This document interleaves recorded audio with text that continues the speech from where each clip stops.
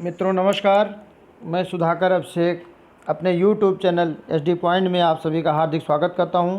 मित्रों आज हम हिंदी TGT PGT के 8वें प्रैक्टिस सेट लेकर के आप सबके समक्ष प्रस्तुत हुए हैं।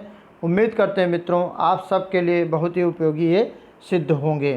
पहला प्रश्न मित्रों, इनमें से एक कवि अष्टछाप में नहीं है।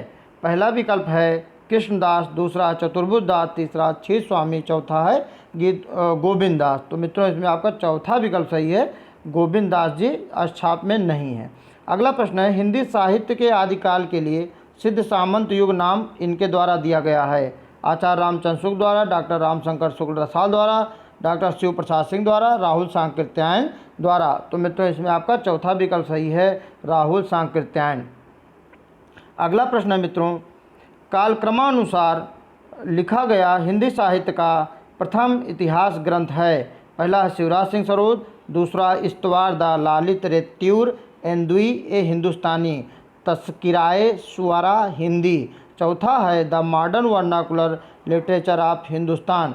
तो मित्रों इसमें आपका दूसरा विकल्प सही है, इस्तवार द ललित रेत्यूर एंदुई ए हिंदुस्तानी, दूसरा विकल्प आपका सही है। अगला प्रश्न है, हिंदी साहित्य का वैज्ञानिक इतिहास के लेखक हैं। पहला है श्री ब्रजरत्न दास, दूसरा डॉक्टर गणपत चंद्र गुप्त, तीसरा डॉक्टर श्री कृष्णलाल, चौथा डॉक्टर दयानंद श्रीवास्तव। मित्रों इसमें आपका दूसरा विकल्प सही है, डॉक्टर गणपत चंद्र गुप्त। अगला प्रश्न है, निम्नलिखित प्रवृत्तियों में से एक प्रगतिवाद की प्रवृत्ति नहीं है। धर्म, ईश्वर और व्यक्तिवाद में आस्था, दूसरा सामाजिकता का आग्रह, तीसरा शोषित वर्ग के प्रति सहानुभूति और शोषक वर्ग के प्रति घृणा, चौथा जनसामान्य के प्रति लोक मंगल की कामना। तो मित्रों प्रगतिवाद की जो प्रवृत्ति नहीं है वह है पहला विकल्प सही है, धर्म, ईश्वर तथा व्यक्तिवाद में आस्था। अगला प्रश्न है, निम्नलिखित काव्य कृतियों में से एक रामकथा पर आधारित नहीं है।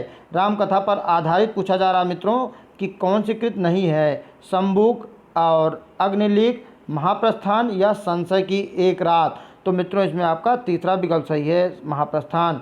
अगला प्रश्न है, रानी केतकी की कहानी के लेखक हैं। सैयद इंसाल्लाह खां, मुंशी सदा सुखलाल, लल्लू लाल या सदालमीस।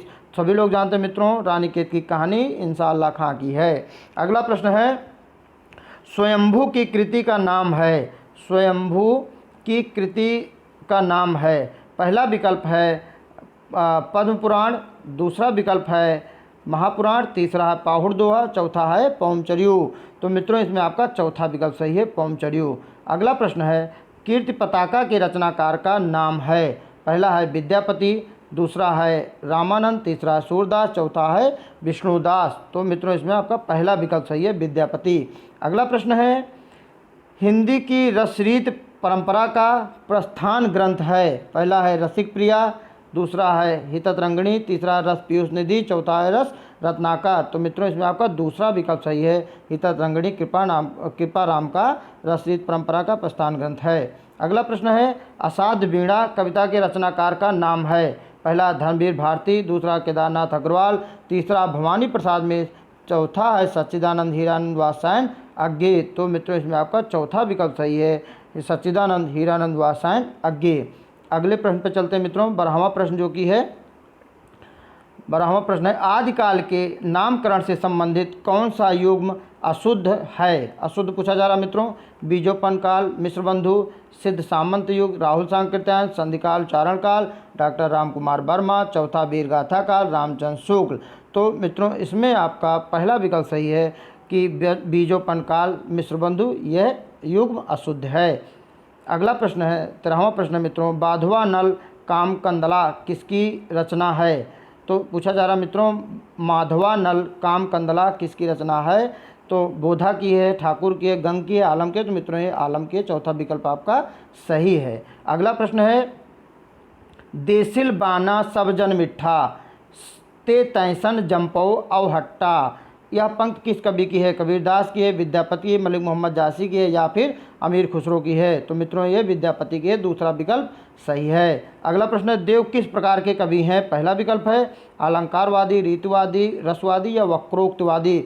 मित्रों देव जो है रसवादी हैं, तीसरा विकल्प सही है। अगला प्रश्न है, हिंदी साहित्य की इतिहास भूमिका साहित्य इतिहास ग्रंथ इसमें से किसके द्वारा लिखा गया? तो मित्रों सीधा जान लीजिए, यह आचार्य हजारी प्रसाद द्विवेदी जी द्वारा लिखा गया। अगला प्रश्न है, किस लेखक के इतिहास ग्रंथ में सर्वप्रथम हिंदी साहित्य का काल विभाजन मिलता है?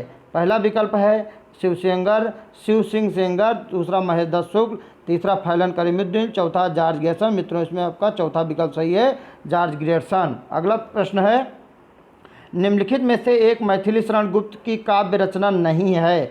सिद्धराज, हिडिंबा, जय भारत और कृषक क्रंदन। तो इसमें मित्रों आपका चौथा विकल्प है कृषक क्रंदन, यह मैथिली शरण गुप्त की काव्य रचना नहीं है। अगला प्रश्न है, लोग हैं लाग कवित्त बनावत, मोही तो मेरे कवित्त बनावत, किसकी पंक्ति? आलम की है, देव की है, ठाकुर की है या घनानंद की है? तो मित्रों यह घनानंद की है, इसमें आपका तीसरा विकल्प सही है। अगला प्रश्न है, उपन्यास और उपन्यास की दृष्टि से एक युग्म अशुद्ध है, वह है नीला चांद शिव प्रसाद सिंह, महाभोज उषा प्रियंवदा, सारा आकाश राजेंद्र यादव और चौथा मुझे चांद चाहिए। तो इसमें मित्रों अशुद्ध है, वह है महाभोज उषा प्रियंवदा। अगला प्रश्न है, कहानी और कहानीकार की दृष्टि से एक युग्म अशुद्ध है, वापसी उषा प्रेमवदा सही है, यही सच है मन्नू भंडारी ये भी सही है, और जयदोल अज्ञे ये भी सही है, और अंतिम है मित्रों इसमें स्पष्ट नहीं है, वह है ठेस। अगला ऑप्शन है जैनेन्द्र। तो मित्रों ये है चौथा, ये अशुद्ध है, ठेस जैनेन्द्र कुमार की रचना नहीं है। अगला प्रश्न है मित्रों 22वां प्रश्न है आप सबके समक्ष, कैलाश वाजपेयी की साहित्य अकादमी पुरस्कार से सम्मानित काव्य कृति कौन सी है? देहांत से हटकर, महास्वप्न का मध्यांतर, हवा में हस्ताक्षर, पृथ्वी का किरणपक्ष। तो मित्रों इसमें आपका तीसरा विकल्प सही है, हवा में हस्ताक्षर। अगला प्रश्न है, निम्नलिखित में से एक जयशंकर प्रसाद रचित नाटक नहीं है? पहला है अजातशत्रु, दूसरा स्कंदगुप्त, तीसरा ध्रुव स्वामिनी और चौथा है तितली। तो मित्रों सीधा पूछा गया है कि जयशंकर प्रसाद द्वारा रचित नाटक नहीं, तो अजातशत्रु है, ध्रुव स्वामिनी है, स्कंदगुप्त है और चौथा विकल्प है वह तितली या नहीं है। चौथा विकल्प इसमें सही है। अगला प्रश्न है, भारत दुर्दशा नाटक के रचनाकार का नाम क्या है? पहला है भारतीय जयशंकर प्रसाद, डॉक्टर रामकुमार वर्मा, भारतेंदु हरिश्चंद्र या डॉक्टर लक्ष्मी नारायण लाल। तो मित्रों भारत दुर्दशा नाटक के रचनाकार हैं भारतेंदु हरिश्चंद्र, तीसरा विकल्प सही है। अगला प्रश्न है, नाटक और नाटककार की दृष्टि से एक युग्म अशुद्ध है, वह कौन सा है? चारुमित्रा रामकुमार वर्मा, एक घूंट जयशंकर प्रसाद, टूटते परिवेश विष्णु प्रभाकर, आषाढ़ का एक दिन सुरेंद्र वर्मा। तो मित्रों एक युग्म अशुद्ध है, वह चौथा विकल्प सही है इसमें, आषाढ़ का एक दिन सुरेंद्र वर्मा का ना होकर यह है मोहन राकेश का। ठीक है। अगला मित्रों, बीसल देव रासों के रचयिता चंद्रप्रदायी हैं कि जगनिक हैं, नरपतनाल हैं या स्वयंभू हैं? तो मित्रों बहुत बार पूछा गया है, तीसरा विकल्प सही है नरपतनाल। अगला प्रश्न मित्रों, सिद्ध साहित्य किसकी रचना है? राहुल सांकृत्यायन की, धर्मवीर भारती की, हजारी प्रसाद द्विवेदी की या नागेंद्र नाथ उपाध्याय की? तो इसमें मित्रों आपका दूसरा विकल्प सही है, वह है धर्मवीर भारती। 28वां प्रश्न मित्रों, निम्नलिखित में से एक कथन गलत है। कामानी प्रसाद द्वारा लिखा महाकाव्य बिल्कुल सही है, आंसू प्रसाद द्वारा रचित खंड काव्य सही है, काव्य कला और तथा अन्य निबंध प्रसाद द्वारा रचित निबंध संग्रह ये भी सही है मित्रों, इरावती प्रसाद द्वारा लिखी गई कहानी है, यह कथन गलत है, चौथा विकल्प इसमें आपका सही है। अगला प्रश्न है, निम्नलिखित में से एक कृति एक प्रसिद्ध साहित्यकार के जीवन पर आधारित उपन्यासात्मक जीवनी है? शेखर एक जीवनी, हमारा मसीहा, अनन्या से अनन्या तक, गुड़िया भीतर तक। मित्रों इसमें आपका दूसरा विकल्प सही है, हमारा मसीहा। 30वां प्रश्न मित्रों, निम्नलिखित में से एक कथन असत्य है। पहला है धर्मवीर भारती धर्मयुग के संपादक थे, कमलेश्वर सारिका के संपादक थे, राजेंद्र यादव हंस के संपादक थे और मोहन राकेश कादम्बनी के संपादक थे। तो मित्रों इसमें आपका चौथा विकल्प जो है असत्य है, मोहन राकेश कादम्बनी के संपादक थे। 31वां प्रश्न है, निम्नलिखित में से एक पत्रिका में संप्रति कहानी प्रकाशित नहीं होती? पूछा जा रहा है कि किस पत्रिका में संप्रति कहानी प्रकाशित, तो वह है मित्रों पहला विकल्प इसमें सही है, इंडिया टुडे। अगला प्रश्न है, निम्नलिखित पत्रिकाओं में से एक का प्रकाशन स्थल असत्य है? कथाक्रम लखनऊ, हंस नई दिल्ली, वागार्थ कोलकाता और नया ज्ञानोदय मुंबई। तो मित्रों इसमें आपका चौथा विकल्प सही है, नया ज्ञानोदय मुंबई से प्रकाशित नहीं होता है, चौथा विकल्प इसमें सही है। अगला प्रश्न है, ब्राह्मण पत्रिका का संबंध निम्नलिखित में से किससे है? पहला प्रताप नारायण मिश्र से, बालकिन भट्ट से, या बाल मुकुंद गुप्त से, या राधाचरण गोस्वामी से। तो मित्रों प्रताप नारायण मिश्र हैं, ब्राह्मण पत्र का संबंध रखते हैं और इनकी रचना बात भी बहुत फेमस है। अगला प्रश्न मित्रों, हिंदी का पहला पत्र है कवि सुधा, बनारस अखबार। और अगला ऑप्शन मित्रों इसमें होगा, और सभी लोग जानते हैं वैसे इसका उदंत मार्तंड है। अभ्युदय चौथा विकल्प है मित्रों, उदंत मार्तंड। तो इसमें आपका चौथा विकल्प सही है, उदंत मार्तंड। अगला प्रश्न, समाचार सुधा वर्षण किस प्रकार का पत्र था? साप्ताहिक था, दैनिक था, पाक्षिक था, या मासिक था? तो मित्रों इसमें आपका चौथा विकल्प सही है, दैनिक। अगला प्रश्न है जो कि बहुत ही महत्वपूर्ण है, आज समाचार पत्र का प्रकाशन कब प्रारंभ हुआ? पहला 15 जनवरी 1920, 22 अप्रैल 1920, 2 जुलाई 1920 और 5 सितंबर 1920। तो मित्रों इसमें चौथा विकल्प आपका सही है, शिक्षक दिवस के अवसर पर 5 सितंबर 1920 को आज समाचार पत्र का प्रकाशन हुआ था। अगला प्रश्न मित्रों, नील कमल में कौन सा समास है? पहला पद इसमें वैसे प्रधान है, तो दिग् है या कर्मधारय है, अव्ययी है, बहुव्ययी है? तो मित्रों इसमें आपका दूसरा विकल्प सही है, कर्मधारय समास है। कमल की विशेषता बताई जा रही है, वह है नीला।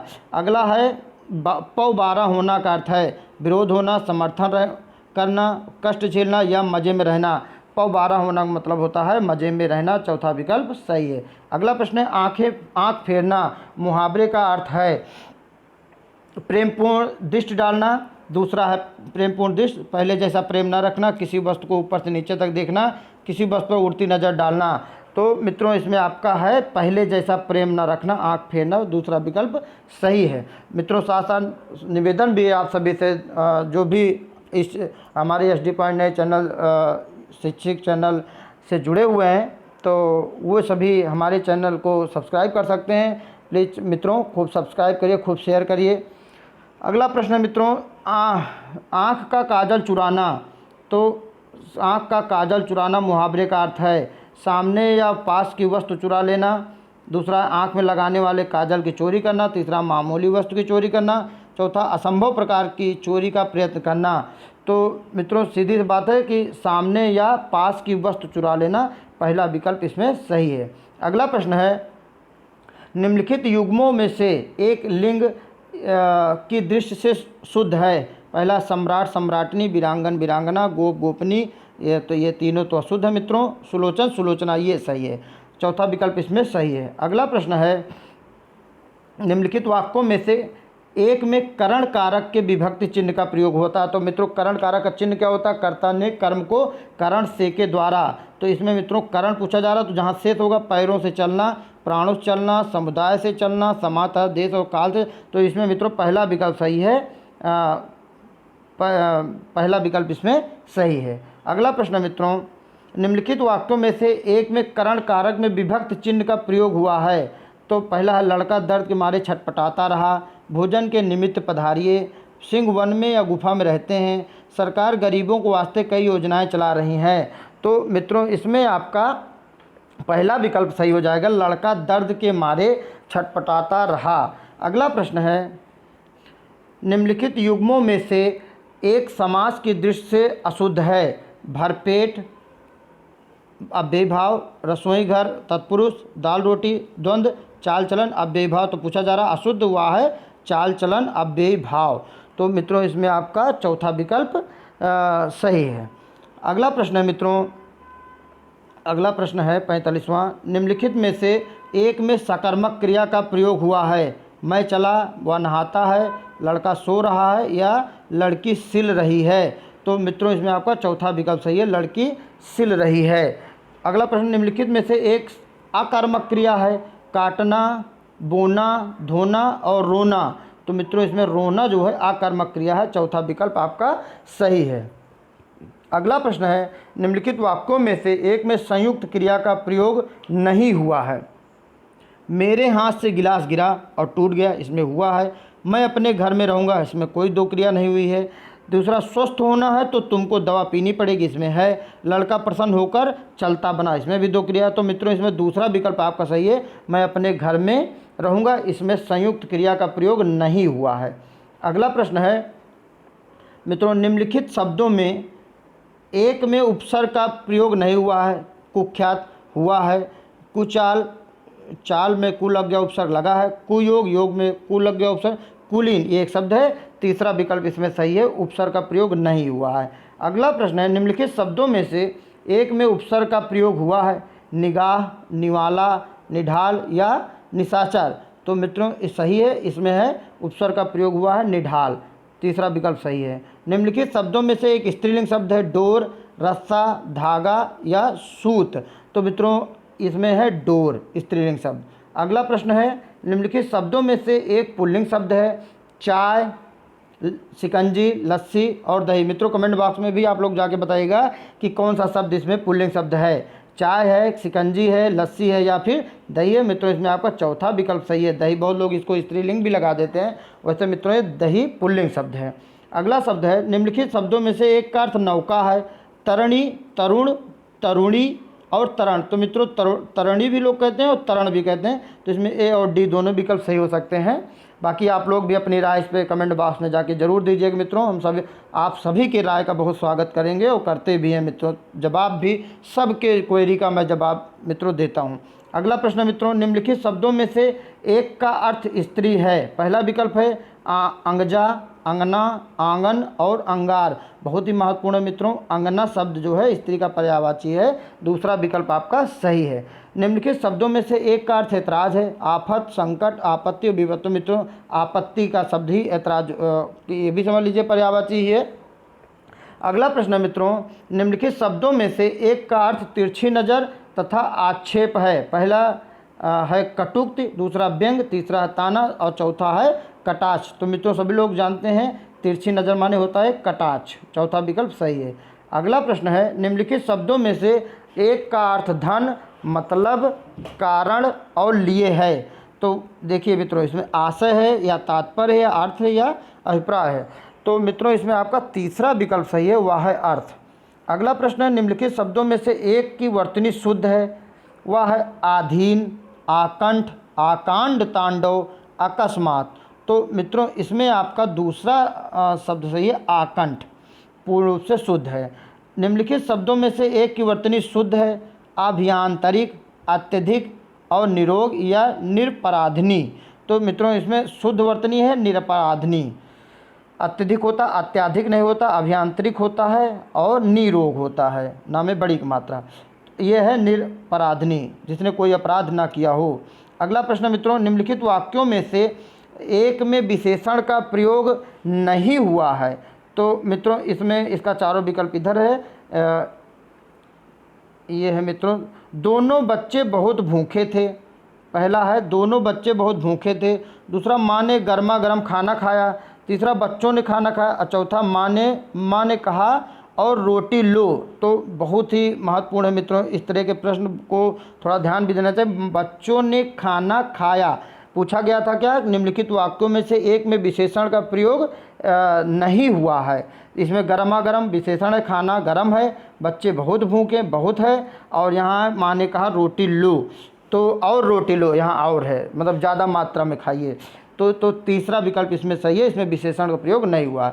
अगला प्रश्न मित्रों, निम्नलिखित वाक्यों में से किसमें बहुवचन का प्रयोग हुआ है। पहला है लड़का कहता है, लड़के ने कहा, लड़के लड़के से कहते हैं, लड़के ने लड़के से कहा। तो मित्रों इसमें तीसरा विकल्प सही है, लड़के लड़के से कहते हैं। अगला प्रश्न है, निम्नलिखित शब्दों में से एक विशेषण है, शैशव, माधुर्य, आर्थिक या बचपन।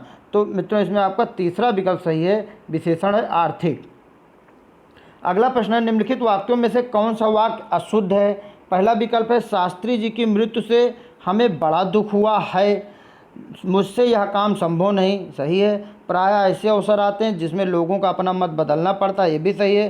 किसी आदमी को कानपुर भेज दो, ये भी कोई साधारण सा वाक्य, बिल्कुल सही है। तो मित्रों इसमें है कि बड़ा दुख हुआ है शास्त्री जी की मृत्यु से हमें बड़ा, ये अशुद्ध है।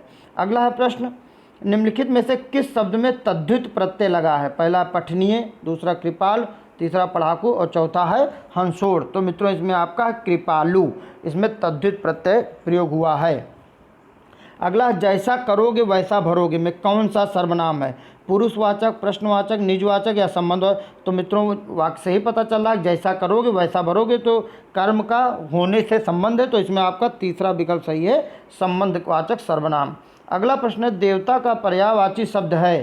पहला मित्रों अनीक, दूसरा विबुध और तीसरा अलकेश, चौथा ज्योतिष। तो मित्रों देवता का पर्यायवाची है विबुध, दूसरा विकल्प आपका सही है। अगला प्रश्न है तुरंग शब्द का पर्यायवाची शब्द, पहला कुरंग, दूसरा शार्दुल और तीसरा वाजी और चौथा है सस। तो मित्रों इसमें आपका तीसरा विकल्प है वह है वाजी। अगला प्रश्न है जिसने ऋण चुका दिया हो, वाक्यांश के लिए एक शब्द है, पहला विकल्प है मृण्मय, दूसरा उर्ऋण, तीसरा उत्तीर्ण, चौथा भारहीन। तो मित्रों इसमें आपका दूसरा विकल्प सही है उर्ऋण। अगला प्रश्न है मित्रों, अगला प्रश्न है निम्नलिखित शब्दों में से एक स्त्रीलिंग है, वह है स्त्रीलिंग पूछा जा रहा दूध, मक्खन, मट्ठा और छाछ। मित्रों बहुत ही महत्वपूर्ण है, वह है छाछ स्त्रीलिंग है, बाकी दूध, मट्ठा और मक्खन नहीं है। अगला प्रश्न है अत्यावश्यक में संधि विच्छेद है, पहला विकल्प है अति धन आवश्यक, दूसरा अत्य धन आवश्यक, तीसरा अत्याधन आवश्यक और चौथा अत्य धन आवश्यक। तो मित्रों अत्यावश्यक यण संधि का उदाहरण है जिसका सूत्र है इको यणच। तो इसमें आपका अति धन आवश्यक ई और आ मिलके या हो जाता है, तो पहला विकल्प आपका सही है। अगला प्रश्न है दीन दुखियों को भोजन देने की व्यवस्था, वाक्यांश के लिए एक शब्द है, पहला है भंडारा, दूसरा दातव्य और तीसरा सदावर्त, चौथा है धर्मार्थ। तो मित्रों वह है सदावर्त। अगला प्रश्न है निम्नलिखित युग्मों में से विलोम की दृष्टि से एक युग्म अशुद्ध है, पहला है उन्मुख, विमुख, ऋत, अनृत, गत, अनागत, मंद और द्रुत। तो मित्रों इसमें आपका तीसरा विकल्प सही है, गत और अनागत ये अशुद्ध है, गत का विलोम होगा आगत। अगला प्रश्न मित्रों उठाना क्रिया का अकर्मक रूप है, उठवाया, उठाएगा, उठाया या उठना। तो मित्रों इसमें आपका चौथा विकल्प सही है, वह है उठना।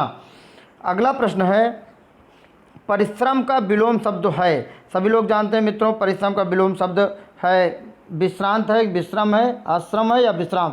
तो मित्रों परिश्रम का है विश्राम, चौथा विकल्प सही है। अगला प्रश्न मित्रों 74वां प्रश्न है रामपुर, मुरादाबाद, बिजनौर और मेरठ, देहरादून मैदानी भाग और सहारनपुर की बोली है। तो गढ़वाली है, छत्तीसगढ़ी, बांगरू, खड़ी बोली। तो मित्रों इसमें तीसरा विकल्प सही है खड़ी बोली। अगला प्रश्न है हिंदी की बा ध्वनि है, दंत ध्वनि है, ओष्ठ है, तालब है या वस है। सभी लोग जानते हैं मित्रों पा, फा, बाभा ये सब जो है ओष्ठ ध्वनि है, दूसरा विकल्प आपका सही है। अगला प्रश्न मित्रों निम्नलिखित में से दंत ध्वनि है, सभी लोग जानते हैं का है, छा है, पा है या ता है। तो मित्रों इसमें आपका तीसरा विकल्प है दंत ध्वनि ता। अगला प्रश्न है फलों के निम्नलिखित नामों में से कौन सा एक फारसी भाषा का है, वह है आम है, जामुन है, अंगूर है या केला। तो मित्रों वह है अंगूर। अगला प्रश्न है निम्नलिखित में शब्दों में से एक फारसी शब्द है कबूतर। तो मित्रों इसमें फारसी भाषा कबूतर ही है, कठफोड़वा नहीं है, कौवा नहीं है, मोर भी नहीं है।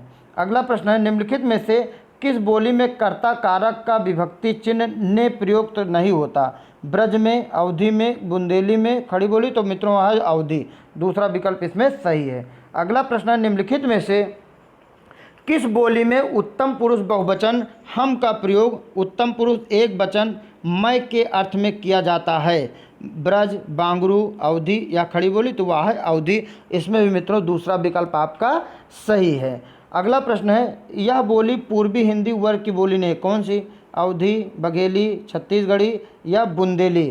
तो मित्रों बुंदेली जो है पूर्वी हिंदी का बोली नहीं है।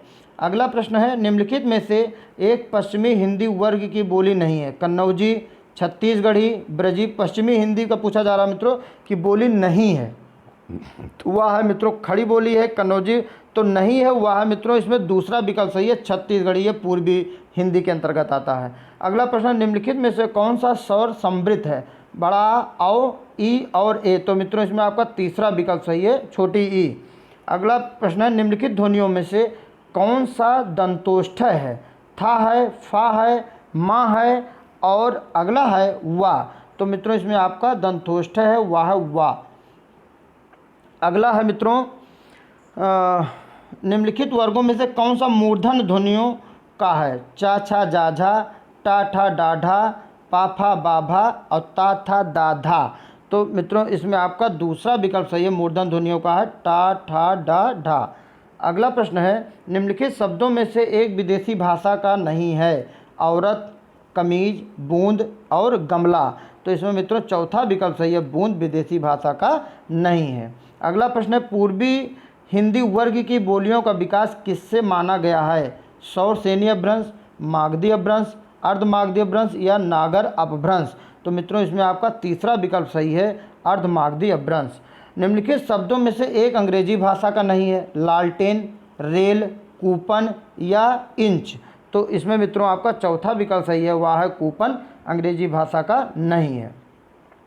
अगला प्रश्न है, निम्नलिखित में से कौन सा शब्द तद्भव है। पहला है औरस, दूसरा पावस, तीसरा दिगंत और चौथा है पास। तो मित्रों इसमें आपका दूसरा विकल्प सही है, वह है पावस, शब्द तद्भव है। 80वां प्रश्न है, निम्नलिखित में से कौन सा शब्द तद्भव है। तो तद्भव शब्द पूछा जा रहा है मित्रों, तो इसका विकल्प जो है एक सेकंड लगेगा मित्रों, यहाँ पे है तांबूलिका, घट, कपाट और मंजीठ। तो इसमें मित्रों आपका चौथा विकल्प सही है, मंजीठ। निम्नलिखित में कौन सा शब्द तद्भव है। अगला प्रश्न है मित्रों, काव्यम ग्राह्यम अलंकारात किसका कथन है। पहला है दंडी का, वामन का या कुंतक का या मम्मट का। तो मित्रों इसमें आपका दूसरा विकल्प सही है, वामन का। अगला प्रश्न है, निम्नलिखित में से कौन सा स्थायी भाव नहीं है। पहला है विषाद, दूसरा जुगुप्सा, तीसरा निर्वेद और चौथा है हास। तो मित्रों इसमें आपका पहला है विषाद, जो है कोई स्थायी भाव नहीं है, पहला विकल्प सही है। अगला प्रश्न है, रमणीयार्थ प्रतिपादका शब्द काव्यम, बहुत ही महत्वपूर्ण है। निम्नलिखित में से किसका काव्य लक्षण। हेमचंद का, पंडित राज विश्वनाथ का, मम्मट का या विश्वनाथ का। तो मित्रों इसमें आपका दूसरा विकल्प सही है, पंडित राज जगन्नाथ का। अगला प्रश्न है, औचित्य को काव्य की आत्मा के रूप में प्रतिष्ठित करना वाले आचार कौन है। करने वाले आचार भामा हैं, आचार क्षेमेंद्र हैं या फिर आचार तौत हैं या आचार लोलट हैं। तो मित्रों वह है आचार क्षेमेंद्र, दूसरा विकल्प इसमें आपका सही है। अगला प्रश्न मित्रों, शब्दार्थों सहितो काव्यम किसका कथन है। कुंतक का, वामन का, दंडी का या भामा का। तो मित्रों यह है भामा का, चौथा विकल्प आपका सही है। जुगुप्सक किस रस का स्थायी भाव। कमेंट बॉक्स में मित्रों जाके बताइएगा, जुगुप्सक किस रस का स्थायी भाव है। विभत्स का, करुण का, अद्भुत का या शांत का। तो मित्रों यह है विभत्स का, पहला इसमें आपका सही है। अगला प्रश्न है, अलंकार संप्रदाय के प्रवर्तक कौन थे। पहला है जयदेव, दूसरा भामा, तीसरा कुंतक, चौथा है केशव। तो मित्रों वो थे भामा, दूसरा विकल्प आपका सही है। अगला प्रश्न है, उदित उदयगिरि मंच पर रघुबर बाल पतंग निम्नलिखित में कौन सा अलंकार उपमा है, रूपक है या उत्प्रेक्षा है या व्यतिरेक है। तो इसमें मित्रों रूपक अलंकार है, दूसरा सही है, सभी लोग जानते हैं। अगला प्रश्न है, जन्म सिंधु पुनि बंधु विष, दिन मलिन सकलंक, सिय सुख ममता पाव किमि, चंद बापुरो रंक। पंक्तियों में कौन सा अलंकार है। अनन्य अलंकार है या फिर रूपक है या उत्प्रेक्षा या व्यतिरेक है। तो मित्रों इसमें व्यतिरेक अलंकार है, चौथा विकल्प आपका सही है। अगला प्रश्न है, मुख्यार्थ का बोध कराने वाले व्यापार को कहते हैं। पहला विकल्प है अभिधा शक्ति, दूसरा व्यंजना शक्ति, तीसरा लक्षण शब्द शक्ति और चौथा उपर्युक्त सभी। तो मित्रों इसमें आपका पहला विकल्प सही है, अभिधा शक्ति। अगला प्रश्न है, आलंबन और उद्दीपन विभावों के कारण उत्पन्न भावों को बाहर प्रकाशित करने वाले कार कहलाते हैं। विभाव, अनुभाव, संचारी भाव या अस्थाई भाव। तो इसमें मित्रों ये बाहर प्रकाशित करने वाले भाव कहलाते हैं अनुभाव, दूसरा विकल्प आपका सही है। अगला प्रश्न है, रस निष्पत्ति सूत्र की समीक्षा में अनुमितिवाद किसके मंतव्य पर आधारित है। भट्टनायक या फिर विश्वनाथ या शंकुक या चौथा विकल्प अभिनव गुप्त। तो मित्रों इसमें आपका तीसरा विकल्प सही है, वह है शंकुक। 103 नंबर प्रश्न है, केशव कही न जाय का कहिए, देखत तो रचना विचित्र थी, समुझ मन ही मन रहिए। इन पंक्तियों में रस है कौन सा। शांत रस है या फिर अद्भुत रस है या करुण रस है या भक्ति रस है। तो मित्रों सभी लोग जानते होंगे इसमें वह है अद्भुत रस। अगला प्रश्न मित्रों 104 नंबर का प्रश्न है, रसानुभूत के संदर्भ में उत्पत्तिवाद संप्रदाय के जनक हैं? अभिनवगुप्त, पाणिनि, भरत मुनि या भट्टलोलक? तो मित्रों इसमें आपका चौथा विकल्प सही है, वह है भट्टलोलक। अगला प्रश्न है, तरनि तनूजा निरसोहत श्याम शरीर सम में अलंकार है? परिसंख्या है, व्यतिरेक है, असंगति है या प्रतीप अलंकार है? तो मित्रों इसमें चौथा विकल्प सही है, वह है प्रतीप अलंकार। अगला प्रश्न है, गीत गोविंद के रचयिता हैं? गीत गोविंद के रचयिता कालिदास जी हैं, बाणभट्ट हैं, भारवी हैं या जयदेव हैं? तो मित्रों यह है जयदेव, चौथा विकल्प आपका सही है। काव्य प्रकाश के रचनाकार हैं? मम्मट हैं, दंडी हैं, राजशेखर हैं या विश्वनाथ हैं? तो मित्रों वह है मम्मट, बहुत ही महत्वपूर्ण, कई बार परीक्षाओं में पूछा गया है। अगला प्रश्न मित्रों, दंडी निम्नलिखित में से किस प्रकार के आचार हैं? पहला अलंकारवादी, दूसरा रसवादी, तीसरा रीतवादी और चौथा है ध्वनिवादी। बहुत ही महत्वपूर्ण है, वह है मित्रों दंडी जो है, इनकी रचना 10 कुमार चरितम भी थी, तो वह है अलंकारवादी। अगला मित्रों, शिशुपाल वध किसकी रचना है? वह है माघ की, भारव की, श्रीहर्ष की या बाण की? तो मित्रों वह है माघ की, पहला विकल्प इसमें आपका सही है। अगला प्रश्न है, एको रसः करुण एव निम्नलिखित में से किसका कथन है? विश्वनाथ का है, भवभूति का है, भारव का है या जयदेव का? तो मित्रों वह है भवभूति का, दूसरा विकल्प आपका सही है। 111वां प्रश्न मित्रों, काव्यादर्श किसकी रचना है? मम्मट की, दंडी की, विश्वनाथ की या भरत मुनि की? तो मित्रों यह है दंडी की, दूसरा विकल्प इसमें आपका सही है। किराता अर्जुनियम के रचनाकार हैं? राजशेखर हैं, श्रीहर्ष हैं, भारवी हैं या फिर माघ हैं? तो बहुत ही महत्वपूर्ण है मित्रों, ये भी किराता अर्जुनियम के रचनाकार हैं भारवी, इसमें आपका तीसरा विकल्प सही है। कालिदास की प्रथम काव्य कृति है? कालिदास की मित्रों पूछा जा रहा है कि प्रथम काव्य कृति है, तो इसके चारों विकल्प इधर हैं। पहला है मेघदूत, दूसरा है ऋतुसंहार, तीसरा है रघुवंश और चौथा है नैषध। तो इसमें मित्रों आपका दूसरा विकल्प सही है, ऋतुसंहार। अगला प्रश्न, निम्नलिखित में से भरत मुनि विरचित ग्रंथ का नाम है? 10 रूपक, साहित्य दर्पण, नाट्यशास्त्र, नाट्य लक्षण, रत्नकोश? तो इसमें मित्रों आपका तीसरा विकल्प सही है, वह है नाट्यशास्त्र। अगला प्रश्न है, संस्कृत व्याकरण के अनुसार इनमें से एक शब्द शुद्ध है? मृत्युपरांत, श्राप, निरोग और षष्ठम। शुद्ध शब्द की बात की जा रही मित्रों, तो इसमें आपका तीसरा विकल्प सही है। अभी पीछे एक प्रश्न ऐसा इसमें से था जिसमें अशुद्ध शब्द की बात थी, तो उसमें नाम में छोटी मात्रा थी, निरोग होता ना कि निरोग। तो अगला प्रश्न मित्रों, आत्मन शब्द का चतुर्थी विभक्ति द्विवचन रूप होगा? पहला है आत्माभ्याम, आत्माभ्याम, आत्मनम और आत्मनो। तो इसमें मित्रों आपका है पहला विकल्प सही है, चतुर्थी विभक्ति द्विवचन का रूप होगा आत्माभ्याम, पहला विकल्प। अगला प्रश्न मित्रों, दीर्घ सूत्री का अर्थ है? पहला है लंबी कदकाठी वाला, दूसरा है बहुत देर से प्रतीक्षारत, तीसरा दीर्घ प्रवचन करने वाला, चौथा धीमी गति से कार्य करने वाला। तो मित्रों चौथा विकल्प इसमें सही है, धीमी गति से कार्य करने वाला। अगला प्रश्न है, युष्मद् शब्द का तृतीया में एक वचन होगा? त्वम होगा, त्वाम होगा, त्वया होगा या तुत होगा? तो मित्रों इसमें होगा त्वया, तीसरा युष्मद् शब्द पूछा जा रहा है, तृतीया में एक वचन रूप होगा त्वया। अगला प्रश्न है, वह बालक उद्यान में विचरण करता है?